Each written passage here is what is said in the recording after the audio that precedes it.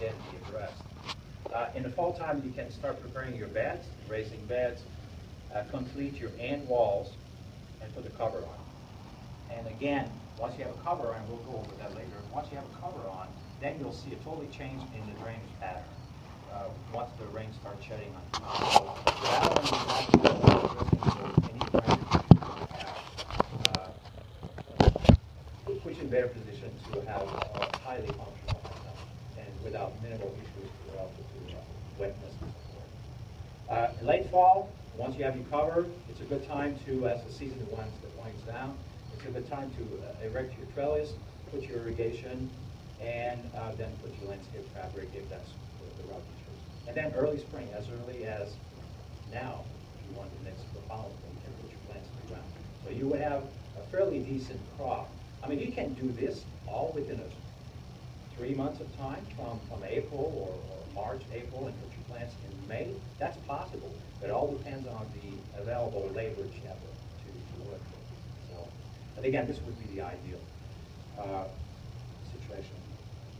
Site planning. So what we'll be covering on aspect of what we're covering will be location, which is the most critical aspect in deciding where to put your tunnel. Because there will be things that you don't take care of initially. It will be there with you forever, whether it's probably mostly drainage issue. Orientation. A lot of research on that suggests that high tunnel should be positioned in some aspects, and we'll cover that. Slope issue, drainage running up, as I said in the soil test. Spacing. This, by the way, 95% of all pictures you see there, I'll try to make this look pretty so that you really have a sense that this is real life, this is our operation. So these are not pictures that we draw, that we pull from other websites, and so it gives you a good idea for what we do. When we first put the high tunnel, the first one in 2010, if somebody had told me we would have had a third one, I would have said no way. I mean, it was not in our plans. But if I had known that, one particular issue that we had is HT1 being high tunnel number 1. That's the first one we put. Then we add the second one, HT2. And if I had a little more foresight in the spacing of it, we would have been able to have enough space in between what says F1 to put a third one of the same size of 30 by 96. But short-sighted in terms of spacing, and now we can put another one, but it would be a 20-foot. So when you're deciding on the location of it, try to think down the road. I mean, maybe you don't have any inspiration for the second one, but pretend that you will, and so adjust accordingly.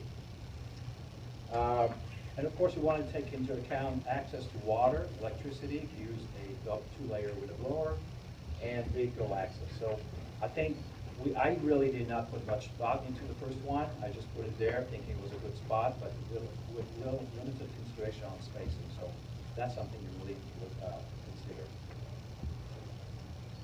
Orientation. I think ultimately, and I'll go over the details, ultimately this is you have to strike a balance between what is best and what's possible. In our case, and you'll see that, we have slope, this higher point, lower point, so it was impossible for us to put it north-south. You can see west, east-west. And in our case, it turned out to be the right choice because we have tremendous prevailing wind from the west. So it puts a lot of stress on the high tunnel. So had it been north-south, it would have been very difficult to keep that high tunnel intact. So we really have to work with the soil. And again, you have to strike balance between what's best and what's possible. One advantage of an east-west orientation like ours is when you have prevailing wind, then it only hits one side of it. So it minimizes damage on the high tunnel. However, this is a high noon picture, aerial picture, and you can see the sun reflection on the two high tunnel. So guess where we have the most sun damage on our plants, where the sun hits very hard. We have much less sun damage on that side. And again, we have to work with what we have.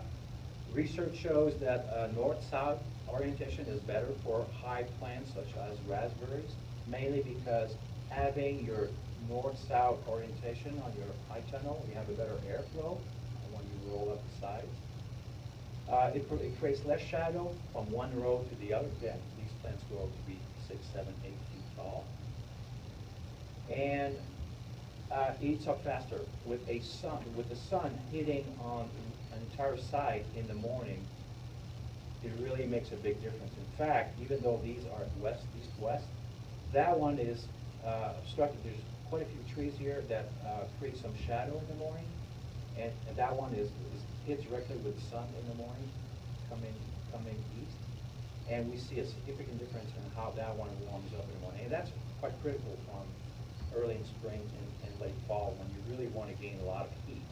So again, strike a balance between what's possible and what's available. So what's best. Any questions? By the way, speaking of questions, you're more than welcome to ask a question. If you think you have something more elaborated, then you're more than welcome to wait at the end. And we also will be at our table booth this afternoon. So please, you're more welcome to stop by and ask questions. Oh, About 15 feet. Yeah. Any other questions? Yes. Oh, yeah. Okay. Yes. Slope. This is one of those things. I mean, listen, we've done this for 10 years. We had high tunnels for the past 5 years plus, and I wish I would have had the knowledge back then that I have now. Of course, we all say that, right? But so please benefit from our mistakes mostly and what has worked well for us. And what has worked well for us does not necessarily mean it'll work well for you, but at least it provides you a good basis for it. Slopes. Without being too detailed here, the USDA agency that provides funding for high tunnels, which is the EQA program, recommends not to exceed a 5% slope, and that's what we have. We have a 5% slope. So higher point there, lower point here, it creates an 8-inch drop. And our low point, even though visually it may not look like that way, our lowest point is here. So the water drains from here down to the front. And where these two arrows are over here, we have a little bit of a depressed area. So guess where all the rain goes? Okay? So if you don't address that issue early on, and guess where we're losing our plants? Guess where we have root rot issues? Right there on the bottom lobes. So when I first put the high tunnel, I really never thought about that, but ultimately it became an issue. And unfortunately, drainage issue or bad drainage issue are going to be with you forever unless you really address them. Anything more than a 5%, anything more than 18, 22 feet drop really creates some issue in terms of leveling. You would not want to dig on that side to bring it level because then the rainwater will create a real bed for water there. And so you probably would have to raise this side. But no, starting to raise something that's 2 feet and leveling that's a lot of work. So consider the slope. Question, comment? Drainage. Okay, here we go. The first high tunnel I just showed you. Here's the second one. And you can see the line, the arrow, that shows the drop. And here's a little quiz for you. Now, so once you have the cover, how many gallons of water that type of high tunnel will shed with half an inch of rain? A lot. Well, yeah. Can you be a little bit more specific? Come on, give me some guess. 500 gallons. Sorry? 1,000 gallons. 1,000 gallons. Anybody else? That's not 500. 500. I'm sorry, 500 gallons? Any guess? Above 1,000? 900 gallons. That's something I did not know. So think about this, okay? Envision this your land where you're thinking about putting 2 high tunnels. Oh, Daniel. So we have, and basically 900 gallons, 450 on each side, okay? So these are 45-gallon barrels. So basically with 1/2 an inch of rain, we're seeing 450 gallons shedding on one side, 450 on the other side, and knowing already now that we have a slope, and then we have another 450 gallons shedding there, and the other one sheds down. So that's roughly almost 1,500 gallons of water with 1/2 an inch of rain. So guess where we have root rot issue again? Right there. Does this rain sheds here?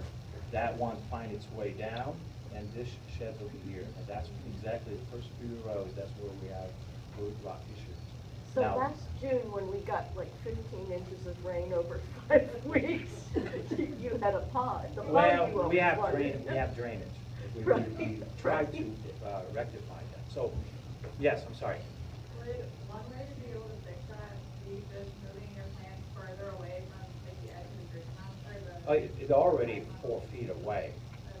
but you cannot escape rain. You cannot escape drainage. You cannot escape it. It's there if you don't fix it from the outside. So whether you move it, 10 feet in, it's still, if you have drainage, usually inside, it will stay there. Now, in light of the site preparation, as I alluded to earlier, you really want to do a soil test. You need to know what's in the ground or what's not in the ground, so that, remember, the ideal construction time or planting time would be to take care of the soil. And so this is our soil test that I'm going to get to this button. So we have HC1, HC2, we have the value for that. And these guys, Spectrum, which is there in Washington Court, I think, they will provide you with a recommendation of what to do. I don't know if all agencies will do that, but so that's critical part of your planning. Understanding your slope, your orientation, and your soil characteristics, so you can amend your soil over time. Any question on that aspect of planning? I have a question. How often do you test your soil annually once the raspberries? Every year, yes. Okay. Style. This is pretty straightforward. We have the rounded or the hoop house, which is also called Quonset, I believe, and versus the Gothic. So that is not a high tunnel. That's a picture from the website. That's ours. So the advantage of a Gothic, it will shed, because of a higher peak, it will shed snow and rain better.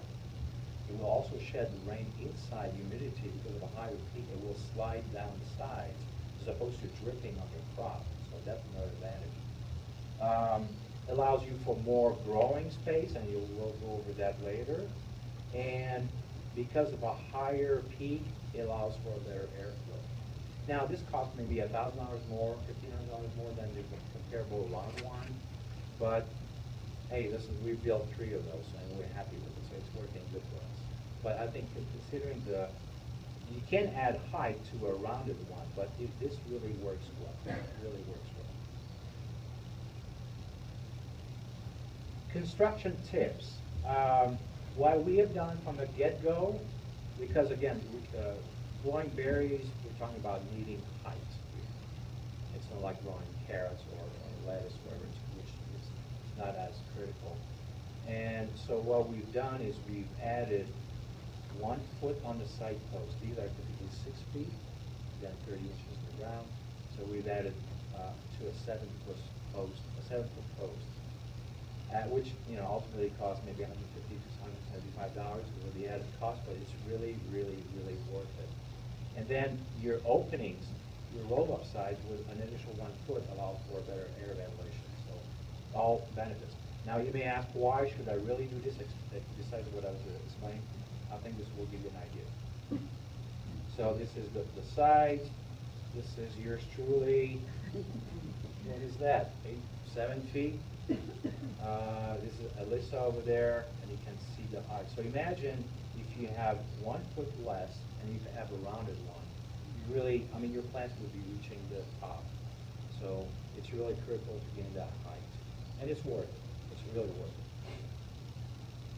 So what size are yours? Are they 6 foot or 5 7 foot? foot. 7 foot. Yeah. This is to build wide doors and air vents. This is because I'm a little bit, don't want to spend too much money. We could have put air fans, which are relatively expensive. They work really well, of course. But the first one when we build have these openings. And it really helps with airflow. And you can control, particularly if you open up the top one without, like early spring, it really just helps the air circulate better. And if you do both on each side, or if you do those on both sides, it really helps with airflow. Again, prevailing wind coming from the back, so there's a little bit more of a wall there as opposed to high tunnel being north-south. So it really helps with airflow. It's really relatively inexpensive. I think $50 per door.